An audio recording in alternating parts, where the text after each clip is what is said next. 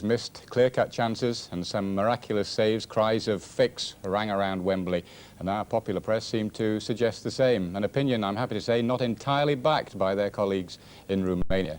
But Billy Bingham, exactly how did you react to those comments by the press, lads? Well, they're absolutely ridiculous, because if you look at those shots of Pat making those saves, those players were trying to score goals. I was going to say, Billy, almost an insult to the marvellous defending of your lads and to Pat's brilliant goalkeeping. Yes, I mean, Alan McDonald kicked one off the line. Pat just got a hand to it no more. Pat's got one off the line with his legs. He's tipped one over the bar. How he got it over the bar, I don't know, from Kerry Dixon with the back of his hand. And the save, first half, from Glenn Hoddle was first class as well. Pat, it didn't really feel very much like a fix to you from your point of view, did it? Certainly not. I mean, every time I watch it again on television, I feel that England are going to score one of those chances. You say you hated every minute. You've been quoted as saying you almost hated every minute. Was it really as bad as that for you? The pressure on the night, I've never known a build-up to the pressure like it over the first, the 2 or 3 days leading up to the game.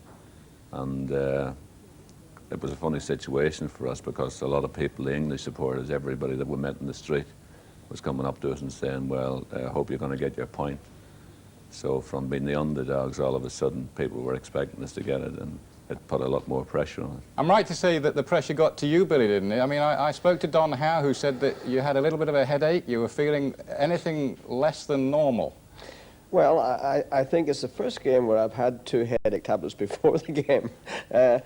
Generally, I have headaches after the game, but the pressure was building up, certainly, because we knew there was 90 minutes to get, you know, away from Mexico.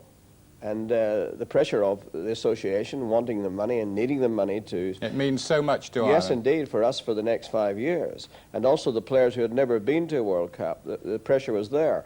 And really, in my team talk, as Pat will tell you, I was very low-key, because I realized if I went high-key, that those players would be over-anxious. Now, your problem, Billy, since the win, has been persuading the big fella here to go to Mexico. Well, yes. I mean, Pat's been playing rather well for us, as you know, and he is our best goalkeeper. But at the same time, Pat has retired officially from the league program.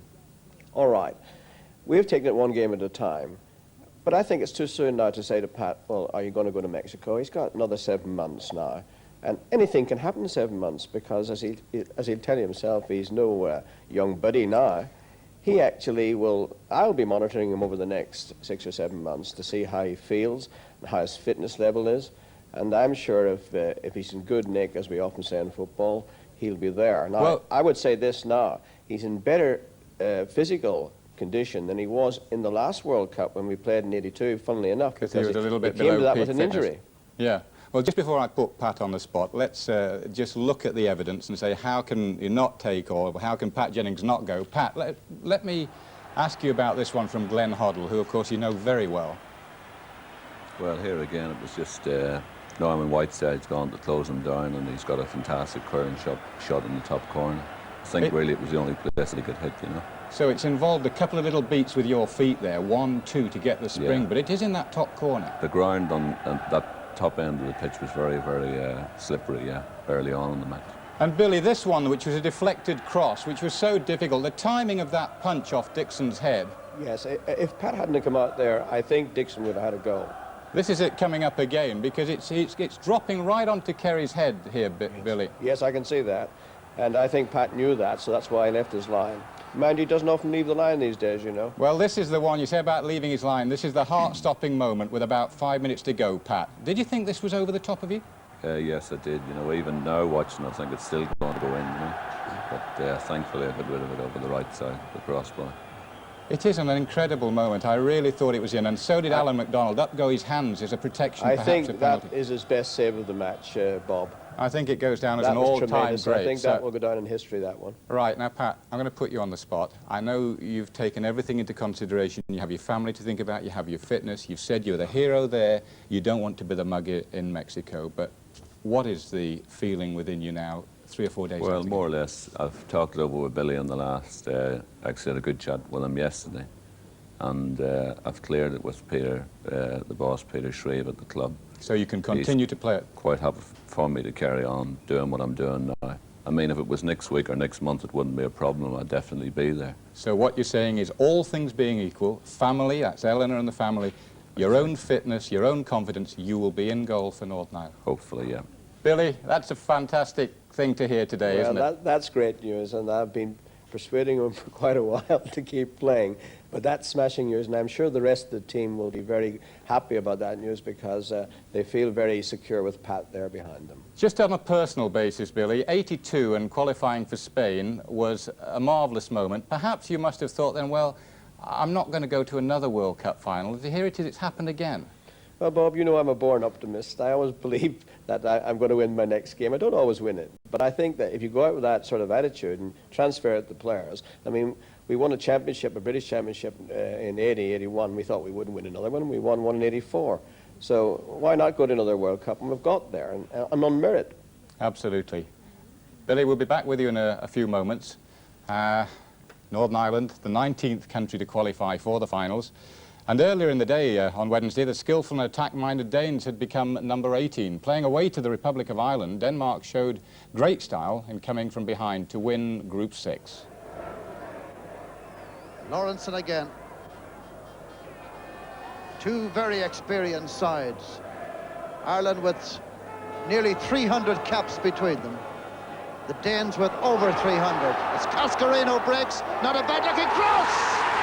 Oh, what about the cross and what about the goal? Stapleton the scorer.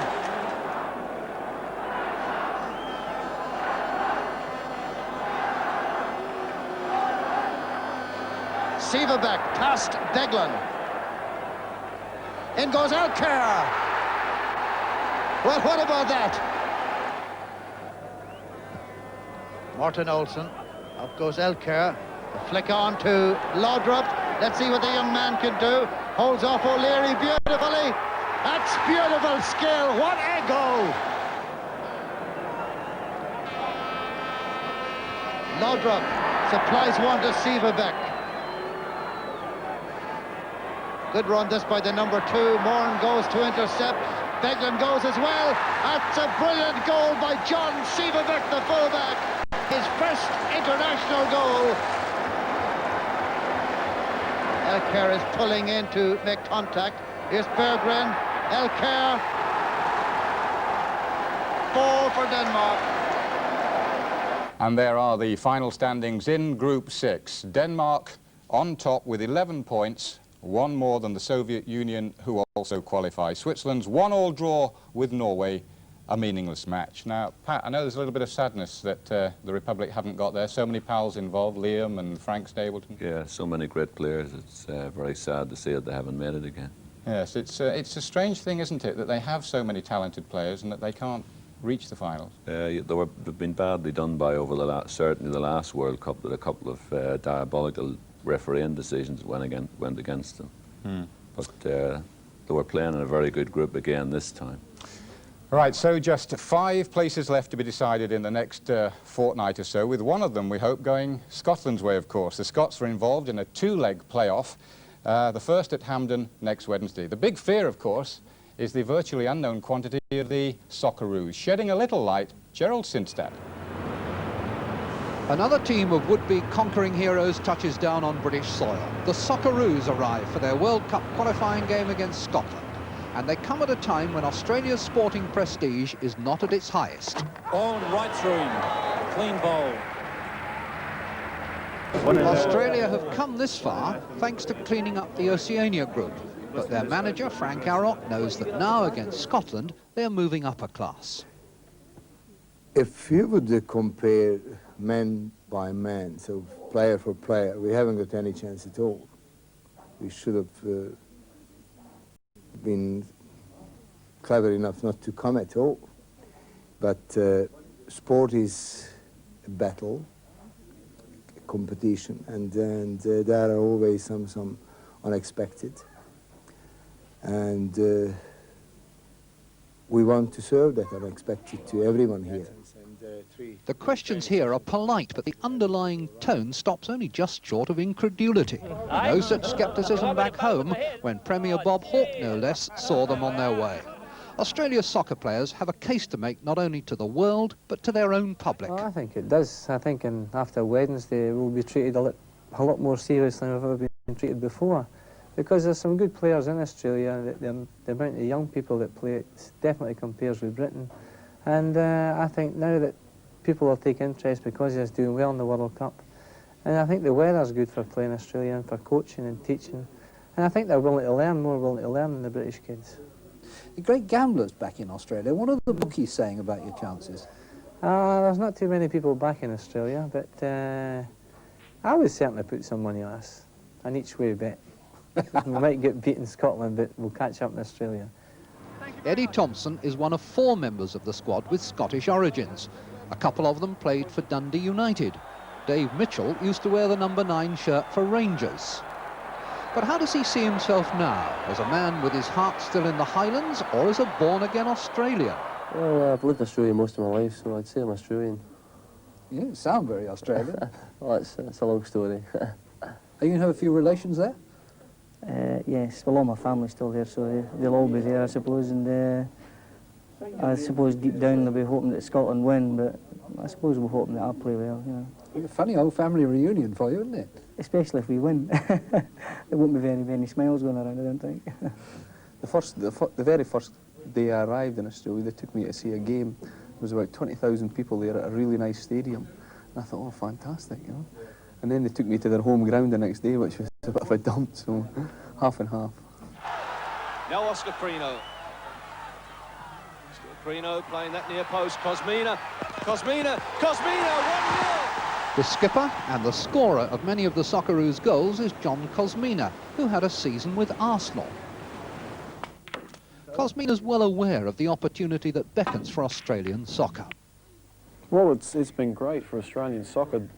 We've been in the doldrums for the last probably 10 years, I think, since we qualified for Munich. We never really took it on from there and really promoted the game, and we've picked up more publicity in the last 2 months than soccer has in the past 4 or 5 years. And you have to compete with a lot of other sports, I suppose. Well, we've got rugby league, which is very big in the eastern states, rugby union, which is big. You've got Australian rules football. You know, they're the big crowd getters in Australia, and we've taken a lot of prestige off of them at the moment, especially with Australians as people love to have the Australian national team doing well at anything. And with you people just knocking the ashes off us and getting beaten by the Kiwis last week, the cricket is at a fairly low ebb, and soccer's been winning. And as I said, Australians love winners, so it's been great. They've really got behind us. Today, it's just like home from home at their luxurious British watering hole. But Hampden Park will be less hospitable on Wednesday, a harder place to demonstrate the qualities that have so far brought the Aussies halfway round the world.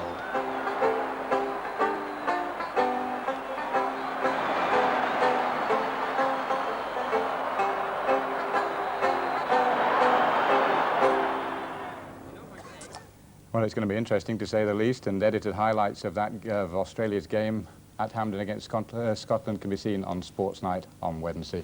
Billy, have you any thoughts about that? Obviously, they're the underdogs, Australia, like yourselves, Northern Ireland, but that's an awkward thing for Scotland, isn't it? Well, I was in Australia in the summer coaching, and I watched Australia play Tottenham and Udinese and Italian side, and I was very, very impressed, and I would be a little bit worried if they were coming to play Northern Ireland in the first match and we had to go to Australia in the second. If it was reversed, I would prefer that. But I'm sure Scotland won't sell them short, because if they do, they'll be punished for it. Bit of a character, this Frank Harrock, Billy, like yourself. He calls his team the Mad Dogs. Well, I've met Frank. He's a wee bit eccentric, to say the least, but he's had some good results. He certainly has. Well, Scotland on the very brink of qualifying for a 4th successive World Cup. Meanwhile, in South America, Paraguay looks set for their first appearance since 1958, thanks to a first-leg playoff victory against Chile. Chile might have been happy with a 2-goal deficit, but it was this third Paraguay goal, a classic own goal by Garrido, just 6 minutes from time, which leaves them struggling. To be fair, the Paraguay player at the back post would probably have scored anyway. 3-0 to Paraguay, the second leg in Santiago tomorrow.